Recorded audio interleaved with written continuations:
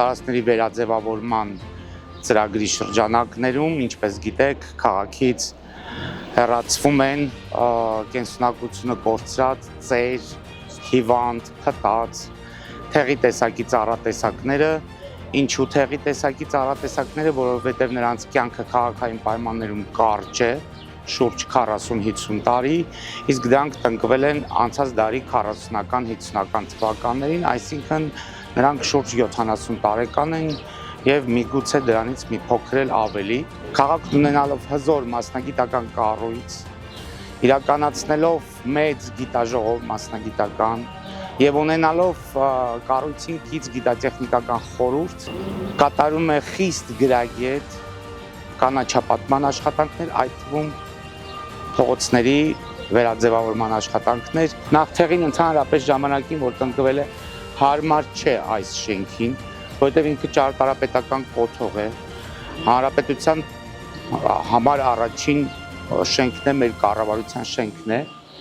և հետևաբար ինչպես դիմացի մասում տեղադրված են կլոր գնդաձև սաղարթ ունեցող ծառատեսակներ, այս մասում էլ պետք է տեղադրված լինեին այդպիսիք։ Եվ հիմա տեսնում եք, չէ, ծառերի դուրս բերումից հետո այդ հիվանդ ծեր ծառերի ինչպիսի գեղեցիկ շենքը իր տեսքը բացել է։ Տեղադրվելու է կատալպա գնդաձև ծառատեսակը, այս դեպքում ծառերը ոչ թե շուրջ 10, այլ 15 տարեկան և միգուցե ավելի տարիք ունեցող, բնի հաստությունը 25-ից 30 սանտիմետր հաստությամբ, բավականին արդեն մեծ և կայացած ծառեր է, ուզում եմ նշել, որ էտված վիճակում է։ Ծառերը մենք արդեն փորձարկել ենք, հիանալի են զգում Երևան քաղաքի պայմաններում, սաղարթների լայնությունը բավականին մեծ է լինելու, ապահովելու է միանշանակ ստվերը, այսօր վաղը մենք կավարտենք այս աշխատանքները, դրանով նաև կավարտենք գարնանային փուլը ծառերի փոխարինման, այնտեղ հող է բերվում, սևահող, փոխելու համար այս ամբողջ տարածքի հողը,